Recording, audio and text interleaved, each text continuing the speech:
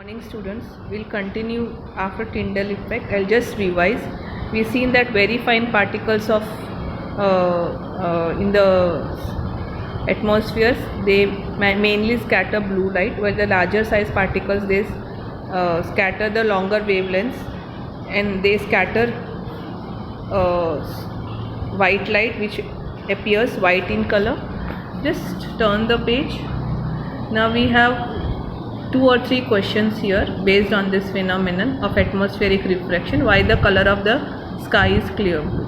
Now the molecules of air and other fine particles in the atmosphere have size smaller than the wavelength of a visible light. Okay, so what happens? The scattering of the light of shorter wavelengths at the blue end, then the light of longer wavelengths at the red end. That means whenever you have got short wavelengths in the light, it scatters blue color. If you have got large wavelength, then it scatters red color. Now this red wavelength is 1.8 times the blue wavelength. Okay, so the red light has got a wavelength of about 1.8 times greater than that of a blue. So when the sunlight passes through the atmosphere, the fine particles in air scatter the blue color, which have got shorter wavelength, are more strong than the red ones. Okay, so the scattered blue light enters our eyes. That's why we see the sky in blue color. Now if this earth has got no atmosphere, so there will be no molecules of air, no fine particles, there will be no scattering of the light. Right? Then the sun would look dark in color. The sky appears dark to passengers flying at a very high altitudes because there the scattering effect is not seen. Even though we see the sky blue in color, they will see dark in color. Then there's a next observation, the danger right signal. This is red in color because the red light is least scattered by fog or smoke, and it can be easily seen if there are more bigger particles. We can see the red color, but other color may not be very clearly seen because the red color has got larger wavelengths. Okay, now why the color of the sun what is the color of the sun at sunrise and sunset? Okay, for that you have to see the activity 11.3. now in this activity 11.3, you take a container, okay, which has got clear water. That's a glass tank. This is a source of light, S, okay, which is focusing through a converging lens, L. There are 2 converging lenses here, and this is the clear water, okay. And then you have a cardboard where you have a circular hole here, okay, and this is a screen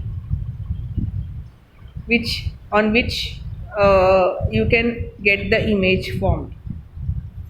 Now you pass a source of light and focus it here. This clear water will appear clear, but if you put some sulfur particles inside this and leave it for 2-3 minutes and then you focus this light, what will happen is you will start observing blue light from all the 3 sides of the glass tank. If you observe the glass tank from this side, from the other side, now it will start appearing blue color. After you put this sulfur particles, that is sodium thiosulfate, and some drops of sulfuric acid. These 2 we are adding in this water. Okay.